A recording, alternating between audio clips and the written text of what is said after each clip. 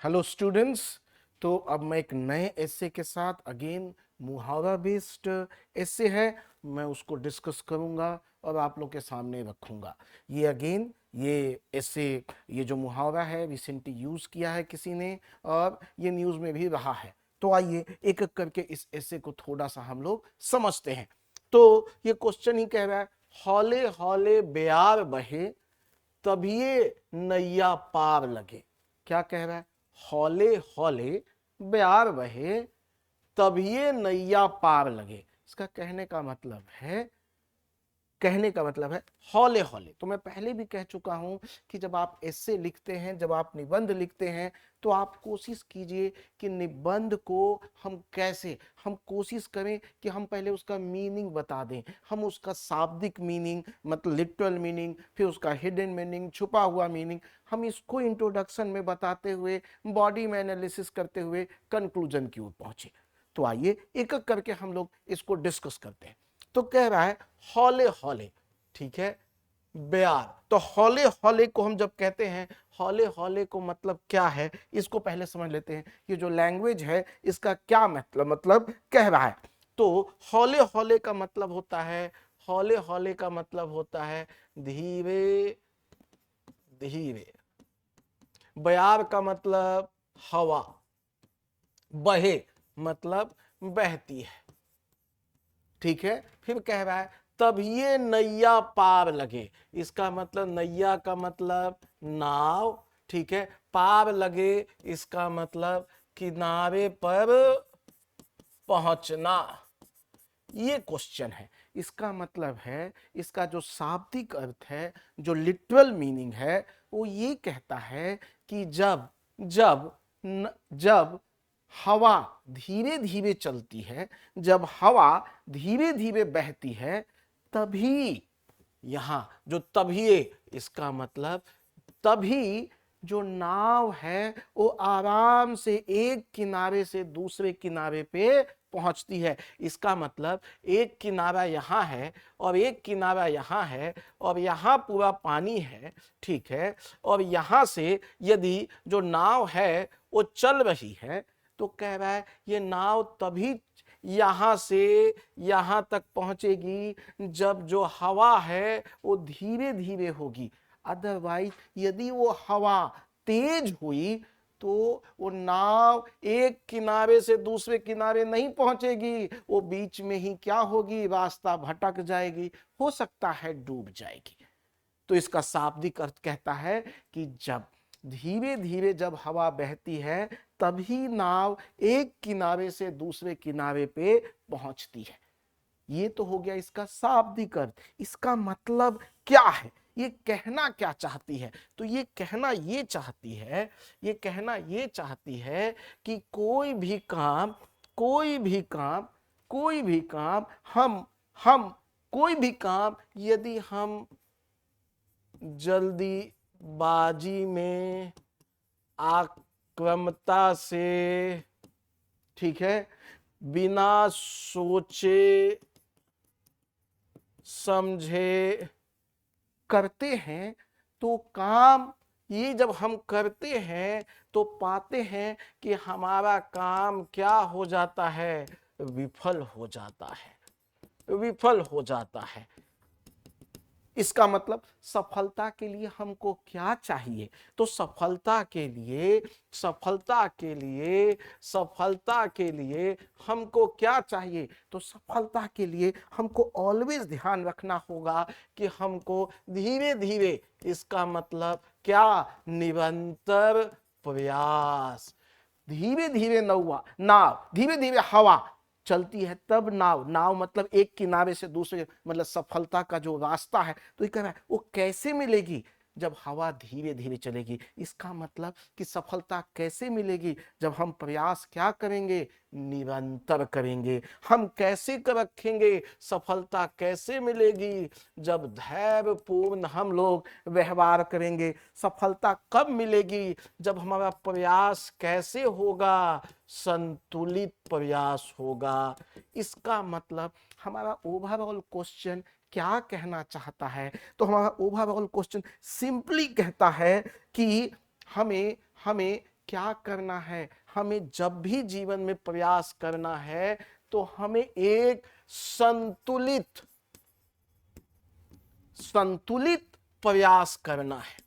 ठीक है, दोनों एक्सट्रीम साइड को हमें एवॉइड करना है। बहुत जल्दी आक्रामक भी नहीं होना है, जल्दीबाजी भी नहीं देना है, एक्सट्रीम डिसीजंस भी नहीं लेने हैं। हमें एक संतुलित प्रयास करेंगे तो हमें सफलता जरूर मिलेगी। हम यदि निरंतर प्रयास करेंगे, हम धैर्यपूर्ण प्रयास करेंगे तो हमें सफलता जरूर मिलेगी। यही हमारा क्वेश्चन है और हमारा क्वेश्चन लेके चलता है संतुलित प्रयास। तो ये जो पूरा क्वेश्चन आपने देखा, हौले हौले ब्याह बहे तभी नैया पार लगे, इसका छुपा हुआ अर्थ है कि हमें जीवन में कैसा व्यवहार करना चाहिए। तो हमें जीवन में संतुलित प्रयास करना चाहिए, हमें जीवन में एक संतुलित व्यवहार करना चाहिए, इससे हमें सफलता जरूर मिलेगी। तो हमारा क्वेश्चन पूरा सिमट के आ गया यहां पे। क्या आप इसको आराम से एक पैराग्राफ मैंने जितना बताया क्या भूमिका के रूप में लिख सकते हैं? इसी का देखते हैं कि आज हमारे आसपास जो हम ऑलवेज कहते हैं कि जब हम अर्थ बताते हैं तो साथ साथ इसका संदर्भ भी बताओ, इसका कॉन्टेक्स्ट भी बताओ, इसका बैकग्राउंड भी बताओ। आज ये क्वेश्चन इतना इंपॉर्टेंट क्यों हो गया है और आज ये एग्जामिनर ने ऐसा क्वेश्चन हमसे क्यों पूछा है? तो हम संदर्भ देखें, कॉन्टेक्स्ट देखें, हमने मीनिंग तो बता दिया, तो संदर्भ देखिए। तो आजकल हर कोई कैसे लगा हुआ है, हर कोई एक्सट्रीम, हम क्या देख रहे हैं, हर तरफ हमें एक्सट्रीम वायलेंस देखने को मिल रही है। ठीक है, हर तरफ क्या दिख रहा है, युद्ध ही युद्ध दिख रहा है। हर तरफ क्या दिख रहा है, लोग एक लंबे समय तक कोई काम नहीं करना चाहते हैं, उनको तुरंत क्या चाहिए, इंस्टेंट फेम। उनको तुरंत क्या चाहिए, एकदम जल्दी से जल्दी क्या, पैसा। कैसे वो रातों रात अमीर बन जाए, कैसे। और इसी तरह आप देखिएगा, इसकी वजह से बहुत सारे बच्चे क्या कर रहे हैं, स्कैम कर रहे हैं। बहुत सारे बच्चे आपको अभी देखिए एग्जाम में वो मेहनत नहीं करेंगे और आपको अभी देखिएगा एईडीओ जैसे एग्जाम में आपको क्या देखने को मिला कि वो अलग अलग चीटिंग के माध्यम से और स्कैम के माध्यम से ये किसी और उनके बदले एग्जाम पेपर लिख रहे हैं, या वो इम्पर्सनेशन का मैटर हो। ऐसी बहुत सारी भी चीजें हमें देखने को मिलती हैं। तो ये बैकग्राउंड रहा है, कॉन्टेक्स्ट रहा है, उसी के बारे में हम लोग बात कर सकते हैं। तो इन सब को मिलाकर आप अपनी भूमिका, आप अपना इंट्रोडक्शन आराम से लिख सकते हैं। इसका मतलब हमारा जो क्वेश्चन है वो अब इतना ही रह गया है कि संतुलित प्रयास से व्यक्ति को जीवन में सक्सेस मिलती है। यही हमारा क्वेश्चन है। तो हमने भूमिका में इसको मीनिंग क्लियर कर दिया। अब आइए हम लोग पहुंचते हैं कहाँ, तो हम लोग पहुंचते हैं मुख्य भाग की ओर, हम लोग पहुंचते हैं बॉडी की ओर। और मुख्य भाग एंड बॉडी में हम देखते हैं कि हम क्या आंसर लिख सकते हैं। ठीक है, तो आइए एक एक करके हम देखें। और जैसा मैंने ऑलवेज कहा है कि मुख्य भाग में ऑलवेज आप क्या करो, एनालिसिस करो, अलग अलग डायमेंशन को लिखो। तो अलग अलग आयाम क्या हो सकते हैं, तो हम पहला आयाम क्या देख सकते हैं, दार्शनिक देख लेते हैं, दार्शनिक आयाम। ठीक है, जिसको फिलोसफिकल भी आप बोलते हैं। दूसरा देखेंगे तो आपको क्या दिखेगा, आप सामाजिक आयाम ले सकते हैं जो कि सोशल डायमेंशन है। इसी तरह आप तीसरा डायमेंशन जो है वो आराम से आर्थिक ले सकते हैं, इसका मतलब इकोनॉमिक डायमेंशन आप लिख सकते हैं। फिर हम चौथा चलें तो चौथा भी हमको क्या दिखेगा, सेम वे में हम राजनीतिक ले सकते हैं। ठीक है, उसी तरह पांचवा में हम लोग देखेंगे तो हमको बहुत सारा साइंस एंड टेक बेस्ड हमको आराम से लिख सकते हैं। और इसी तरह आप देखेंगे तो हम लोग को एंटीथेसिस स्टेटमेंट भी लिखना होगा। हम पर्यावरण का भी एग्जाम्पल उठा सकते हैं, एक पर्यावरण को भी हम लोग डायमेंशन, इन्वायरमेंट को भी एक डायमेंशन बना सकते हैं हम लोग। भी क्लास है कैसे, बस 5 मिनट। तो हम लोग फिर क्या देखेंगे, छठा हम लोग और क्या ले सकते हैं, तो आप व्यक्तिगत, व्यक्तिगत आप आयाम ले सकते हैं। ऐसे आप अलग अलग, और लास्ट में आप एक सातवां एंटीथेसिस स्टेटमेंट भी ले सकते हैं, जो दूसरा साइड है, आलोचनात्मक बात लिख सकते हैं कि नहीं नहीं, ये जरूरी नहीं कि जो धीरे धीरे चलते हैं वही सफलता को प्राप्त करते हैं, हमें इसका उल्टा डायमेंशन भी दिखाना होगा। तो आइए एक एक करके चालू करते हैं और हम लोग अपने बॉडी को एनालिसिस करते हैं। तो हमारा मुख्य भाग में जो पहला डायमेंशन है वो है दार्शनिक, ठीक है। आइए इसको थोड़ा सा समझते हैं, फिलोसफिकल को। और फिलोसफिकल को हम लोग समझते हैं दो एग्जाम्पल से, ठीक है। हमारा क्वेश्चन कह रहा है संतुलित प्रयास, मतलब हमको एक्सट्रीम साइड पे नहीं जाना है। तो इसका मतलब क्या है, बुद्धा की जो फिलॉसफी है, बुद्धा की फिलॉसफी क्या है, तो बुद्धा की फिलॉसफी है मध्यम मार्ग।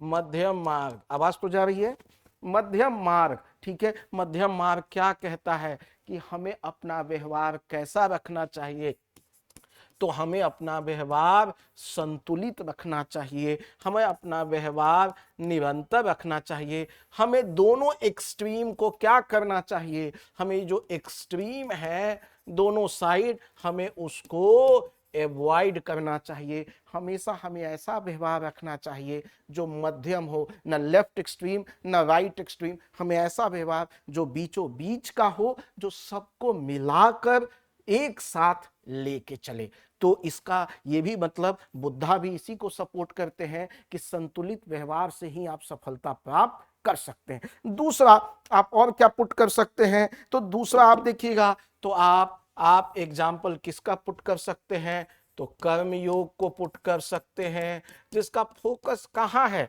वो क्या कहता है, कर्म करो, ठीक है। इसका मतलब वो कर्म की बात पे फोकस है, वो प्रोसेस की बात करता है कि इसका प्रोसेस सही होगा तो रिजल्ट अपने आप मिलेगा। यदि प्रक्रिया सही होगी तो रिजल्ट अपने आप, उसका फल अपने आप ही मिलेगा। ये एकदम निश्चिंत बात है, इसी को कहते हैं। तो आप दार्शनिक में महात्मा बुद्ध का एक मध्यम मार्ग की कहानी लिख सकते हैं, एक संतुलित व्यवहार की। और दूसरा कर्म योग में आप प्रोसेस की बात कर सकते हैं, प्रक्रिया की बात कर सकते हैं। और हम सबको पता है जिस जिसकी प्रक्रिया होती है, इसका मतलब प्रक्रिया हमेशा ही क्या करती है, एक निरंतर फेज में काम करती है, मतलब स्टेप बाय स्टेप वो काम करती रहती है। प्रोसेस हमेशा स्टेप बाय स्टेप लेके चलता है, और जो काम स्टेप बाय स्टेप होता है, निरंतर होता है, संतुलित होता है, उसमें सफलता जरूर मिलती है। तो ये आप दोनों से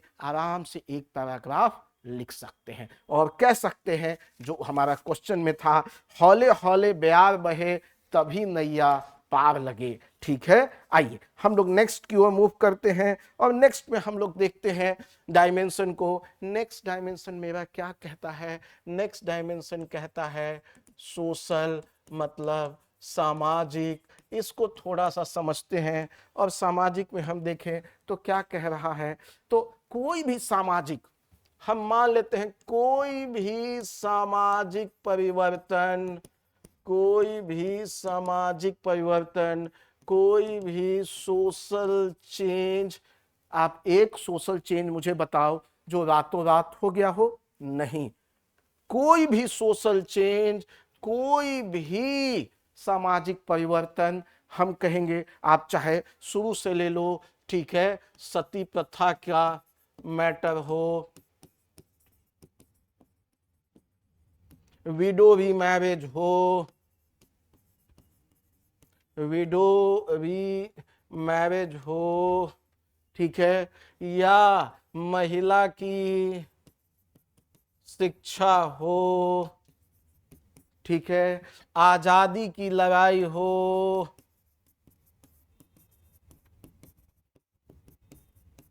ठीक है। आप जितने मूवमेंट देखेंगे समाज पे, या आप जितनी भी रिफॉर्म की बात करेंगे, सुधार की बात करेंगे, ये सब में आपको एक चीज कॉमन दिखेगी। वो कॉमन चीज क्या दिखेगी, वो कॉमन चीज क्या आपको दिखेगी, वो कॉमन चीज दिखेगी क्या, ये सारा लोग क्या हुए, प्रोसेस पे फोकस किया, हमेशा प्रक्रिया में रहे, निरंतर प्रयास करते रहे।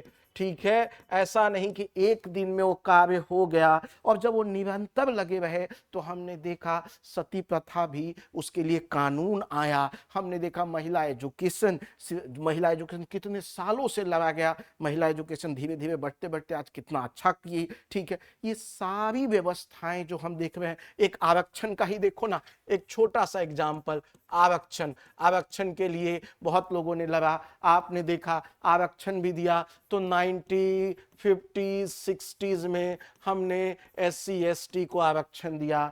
ठीक है, फिर देखिएगा 1990s में हमने OBC को आरक्षण दिया।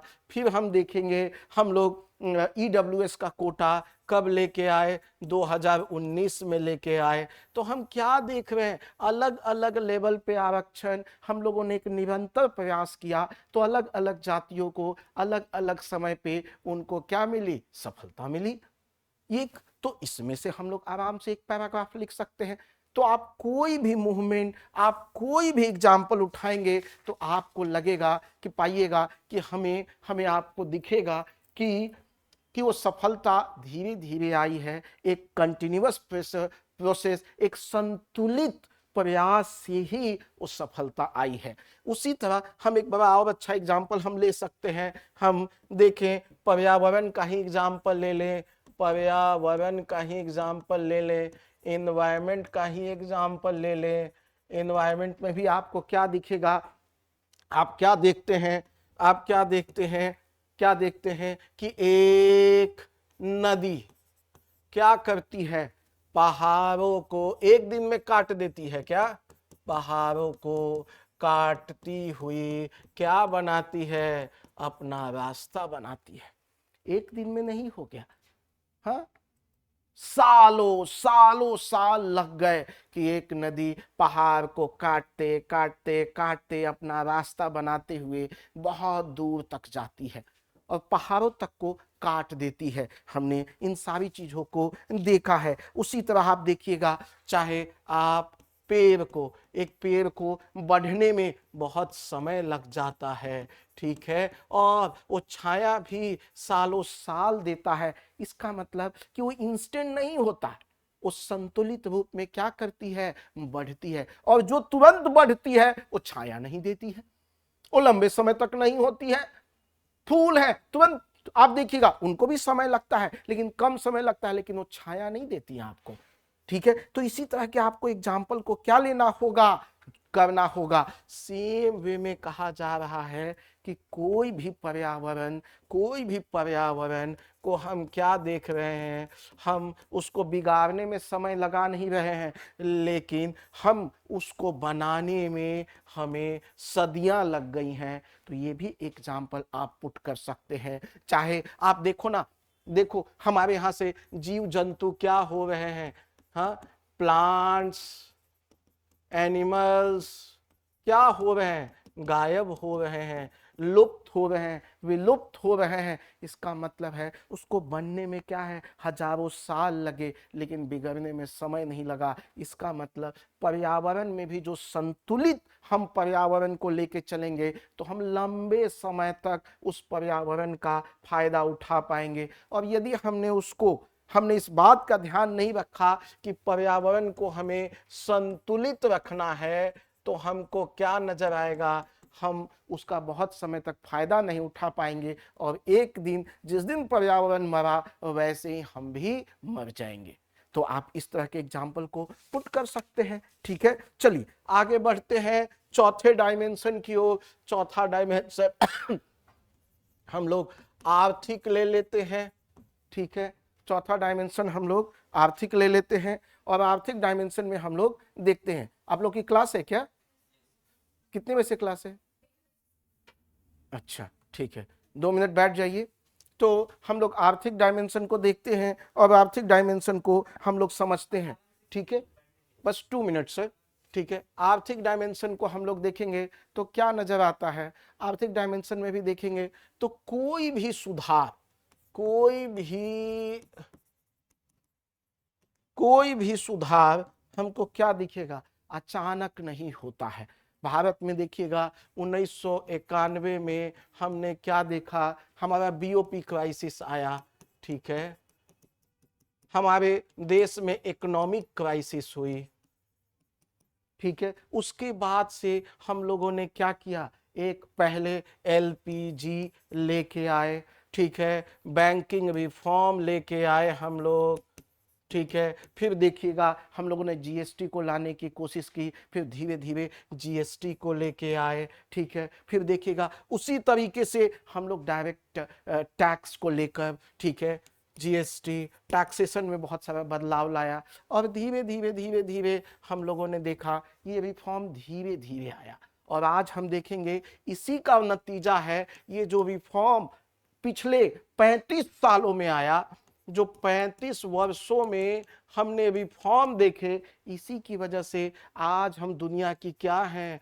4th लार्जेस्ट इकोनॉमी बन गए हैं, ठीक है। हम क्या देखते हैं, आज हमारे बैलेंस ऑफ पेमेंट, हम कहते हैं आज हमारा फॉरेक्स रिजर्व कितना है, तो आज हमारा फॉरेक्स रिजर्व करीब करीब $700 बिलियन है। ये कैसे आया, क्या एक दिन के एफर्ट से, नहीं, ये 35 साल का इकोनॉमिक रिफॉर्म है। तो जो क्वेश्चन है, हौले हौले ब्यार बहे तभी नैया पार लगे, ये जो मुहावरा है, आप इसको कैसे ऐसे एग्जाम्पल के माध्यम से आप लिख सकते हैं। क्लियर है? चलिए फिर हम लोग आगे बढ़ते हैं और देखते हैं लास्ट, राजनीतिक, ठीक है, राजनीतिक पॉलिटी, इस डायमेंशन को भी देखते हैं और सोचते हैं। आप यहां भी देखेंगे तो क्या पाएंगे, जो राजनीतिक, जो पॉलिटी में भी हमको दिखेगा कि जो भी राजनीतिक में भी परिवर्तन हुआ है। हम क्या देखते हैं, हमने देखा, हम 1947 में आजाद हुए, 1950 में गणतंत्र हो गए, और आज हम दुनिया की सबसे बड़ी डेमोक्रेसी में काउंट होते हैं, सबसे बड़ा लोकतंत्र माना गया, और ये भी कहा गया सबसे सफल लोकतंत्र। ये कैसे हुआ, क्या एक दिन में हो गया, तो पाएंगे कि नहीं, इसके बीच में हम क्या देखेंगे कि करीब करीब 106 हमने क्या किए हैं, संवैधानिक संशोधन लेके आए हैं। मतलब एक से कुछ नहीं, हमने अलग अलग इंटरवल ऑफ टाइम पे 1951 में पहली बार लेके आए, फिर इसी तरह अभी हमने रिसेंटली लाया है, तो अभी तक 106 हम लोगों ने सक्सेसफुली संवैधानिक संशोधन लेके आए हैं। हम लोगों ने इसके बीच में बहुत सारे सुधार किए हैं, और इन सब की वजह से हम देखते हैं कि भारत दुनिया का सबसे सफल लोकतंत्र माना जाता है, जहां हर एक व्यक्ति का वोट इंपॉर्टेंट है। आप देखते हैं गिर जैसे जंगल में, गिर जंगल में एक वोटर है, एक वोटर, लेकिन एक वोटर का भी वोट लेने हम लोग वहां जाते हैं। ये दिखाता है कि हमारा लोकतंत्र कितना महान है, हमारे लिए हर वोटर इंपॉर्टेंट है। ये एक दिन में नहीं हुआ है, इसे ग्रेजुअल समय लगा है। तो हम कह सकते हैं हौले हौले ब्यार बहे तभी नैया पार लगे, ये हमको दिखता है। इसी तरीके से आप देखेंगे साइंस एंड टेक में, साइंस एंड टेक में, साइंस एंड टेक में देखिएगा तो आप देखिए भारत को कहते हैं आज क्या, न्यूक्लियर शक्ति।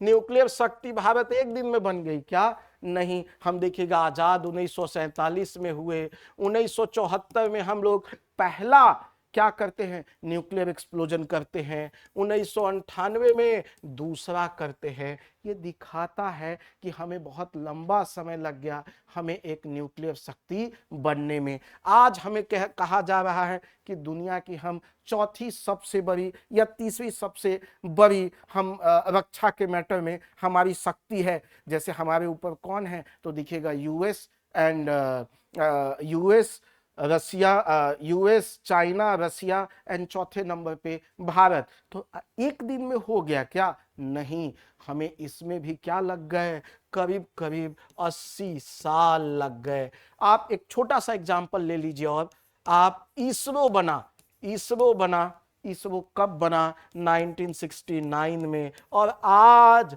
आप देखिएगा हमारे पास क्या नहीं है, पीएसएल भी इतना सक्सेसफुली लॉन्च किया, जीएसएल भी, हम देखते हैं चंद्रयान मिशन 1, 2, 3, हमने सबको सक्सेसफुल लॉन्च किया। गगनयान की बात कर रहे हैं हम, अलग अलग, ये एक दिन में नहीं हुआ, इसमें बहुत लंबा समय लगा है और तब जाकर हमने इतनी सक्सेस पाई है।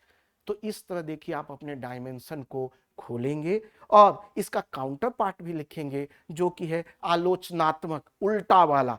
क्या भाई, जरूरी नहीं है कि जो निरंतर प्रयास कर रहा है, कभी कभी हमें क्या करना होता है, हमें थोड़ा जल्दीबाजी में भी डिसीजन लेना होता है। जैसे कोई इमरजेंसी में, कोविड में, कहीं डिजास्टर हुआ है, तो वहां पे क्या हम धीरे धीरे सोचेंगे? क्या नहीं, हमें वहां कहेंगे नहीं नहीं अभी आराम से भेजेंगे, ऐसा नहीं होता है। जहां इमरजेंसी होती है, डिजास्टर होता है, कोविड जैसा सिचुएशन होता है, हम क्विक एक्शन लेते हैं। ठीक है, तो आप ये वाला डायमेंशन भी जरूर लिखिएगा और इस तरह फाइनली कंक्लूड कीजिएगा जो इंट्रोडक्शन से लेकर हमने बॉडी तक में लिखा है। तो माय डियर स्टूडेंट, कैसा लगा प्लीज बताइएगा। All the best. और आपको लगता है कोई और एस्से मैं आपके लिए डिस्कस करूं, जरूर लिखिएगा। और ये दोनों एस्से आपके लिए बहुत इंपॉर्टेंट है। Thank you, all the best.